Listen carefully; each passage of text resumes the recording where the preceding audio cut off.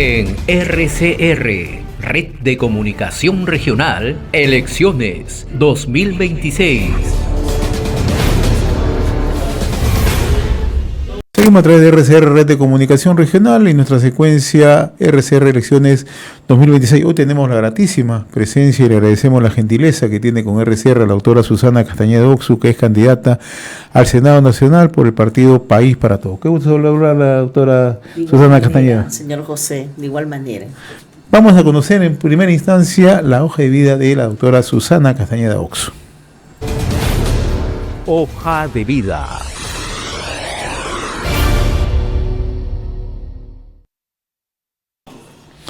La doctora Susana Castañeda Oxu es doctora en Derecho por la Universidad Complutense de Madrid, magíster en Ciencias Penales por la Universidad Nacional Mayor de San Marcos y abogada por la Universidad Nacional Pedro Ruiz Gallo en Lambayeque. Cuenta con una especialidad en Derechos Humanos por el Instituto de Derechos Humanos de la Universidad Complutense y estudios concluidos de maestría en Derecho del Trabajo por la Universidad San Martín de Porres. Ha sido jueza suprema de la Sala Penal Transitoria de la Corte Suprema entre el año 2019 y 2025, presidenta de la Sala Penal Nacional de Apelación del Sistema Especializado en Delito de Corrupción de Funcionarios 2017-2019, presidente de la primera Sala Penal de Apelaciones del Subsistema Anticorrupción 2001-2017, entre otros puestos en la Judicatura.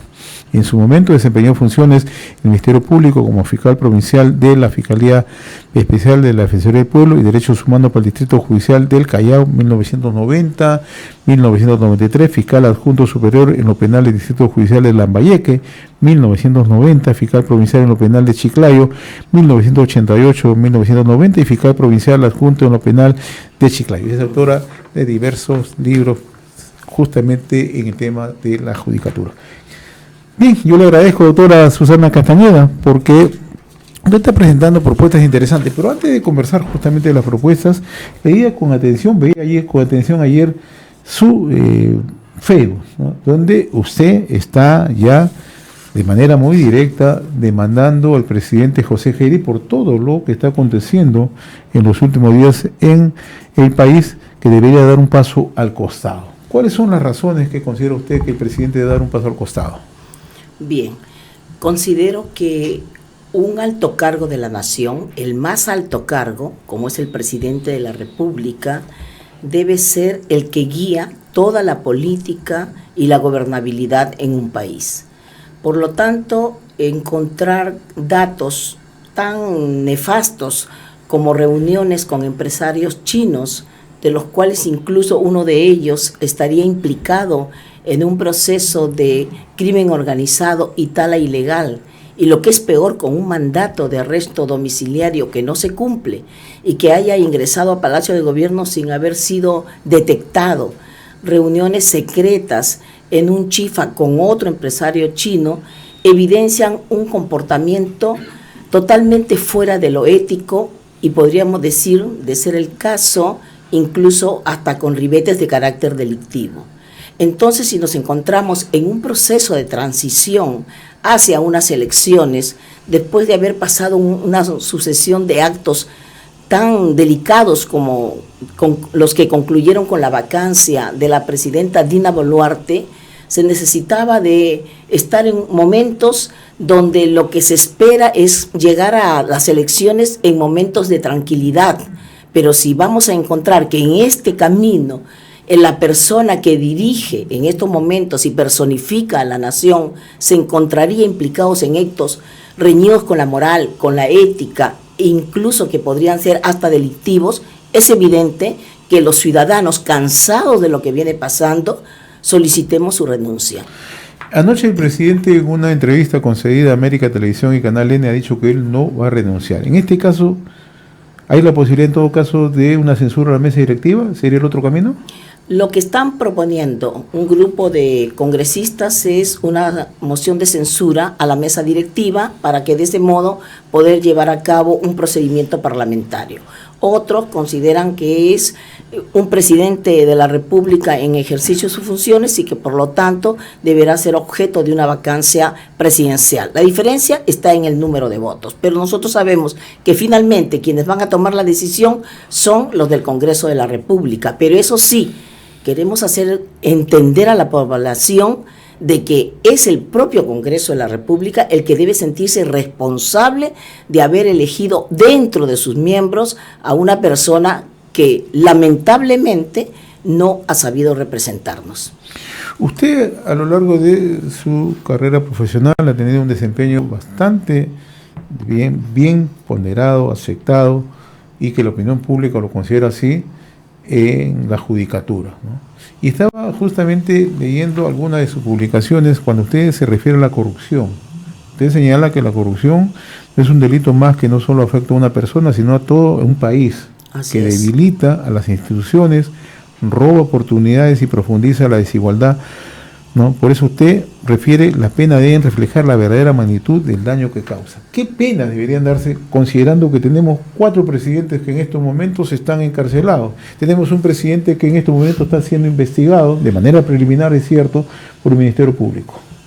Claro, yo considero de que tratándose de los delitos contra la administración pública, en los cuales son los altos cargos de la nación, no solamente el presidente de la República, sino los congresistas, los propios fiscales supremos, jueces supremos, los miembros de la Junta Nacional de Justicia, los que deben rendir cuentas y tener una conducta más transparente, ¿no? Aquellos que sus actividades delictivas, los hechos que cometan, no deberían ser penas que permitan que bajo determinados supuestos incluso no se les pueda dictar una prisión preventiva, ¿no? Hacía la comparación, cómo podemos entender de que en un caso del robo de un celular cometido por 2 chicos de 21 años, donde ese celular, si bien es cierto, se ejerce violencia contra la persona, significa una pena de 12 a 20 años, tratándose de un delito de tráfico de influencias, que es uno de los que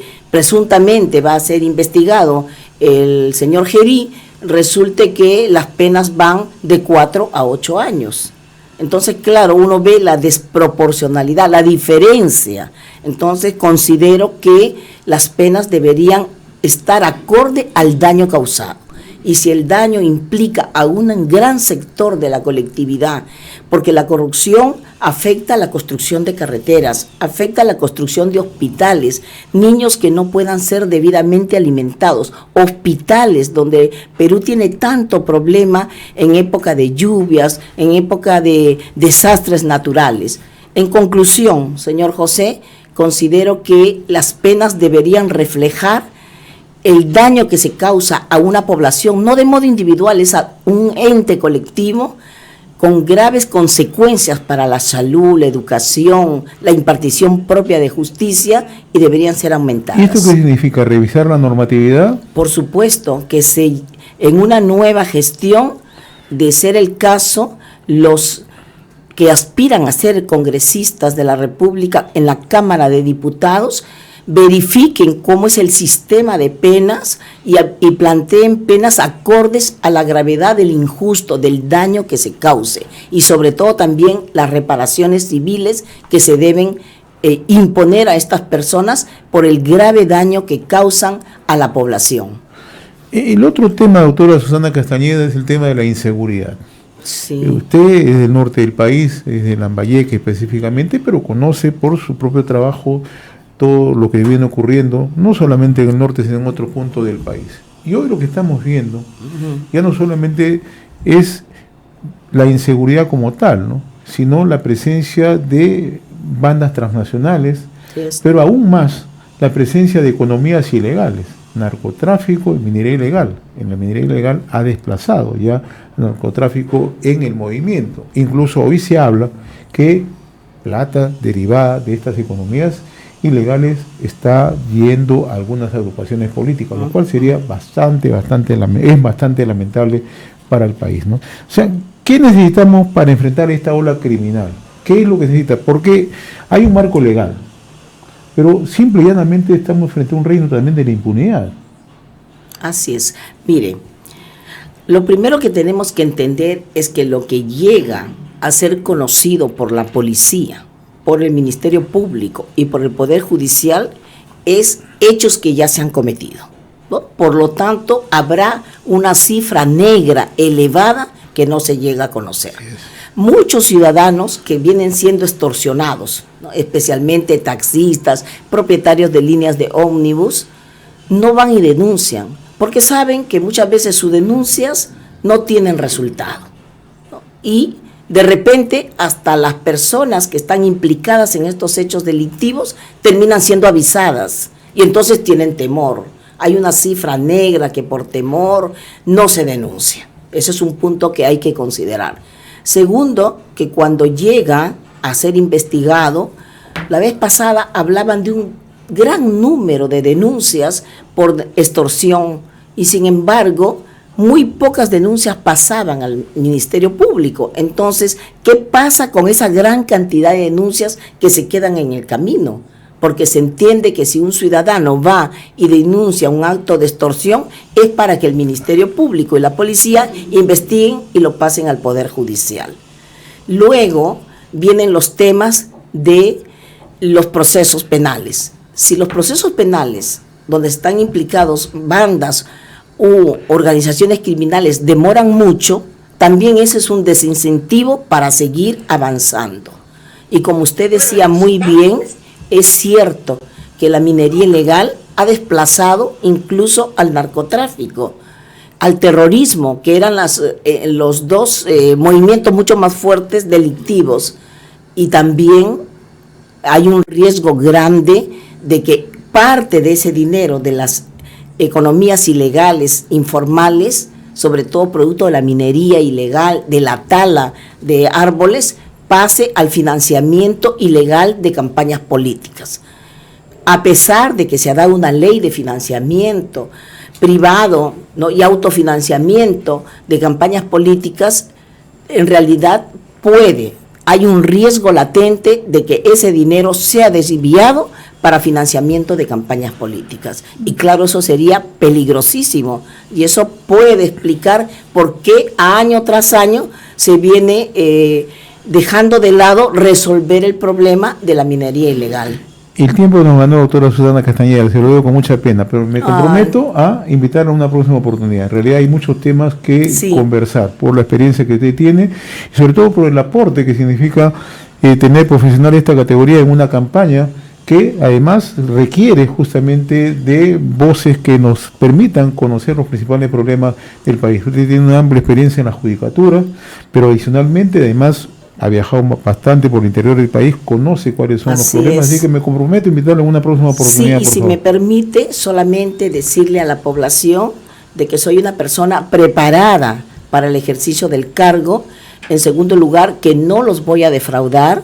En tercer lugar, que yo voy a luchar contra la corrupción, y yo no prometo nada porque ya lo hice enfrentando a todos los grandes casos de corrupción que se produjeron en el país y que postulo, invitada por Carlos Álvarez, por el partido País para Todos, al Senado Nacional con el logo de la carretera, que solicito lo marquen y escriban el número 3. Yo estaré con ustedes para defenderlos, en especial a las mujeres y a los sectores vulnerables. Y estuvo con nosotros la doctora Susana Castañeda Oxu, candidata al Senado Nacional por el partido País para Todos.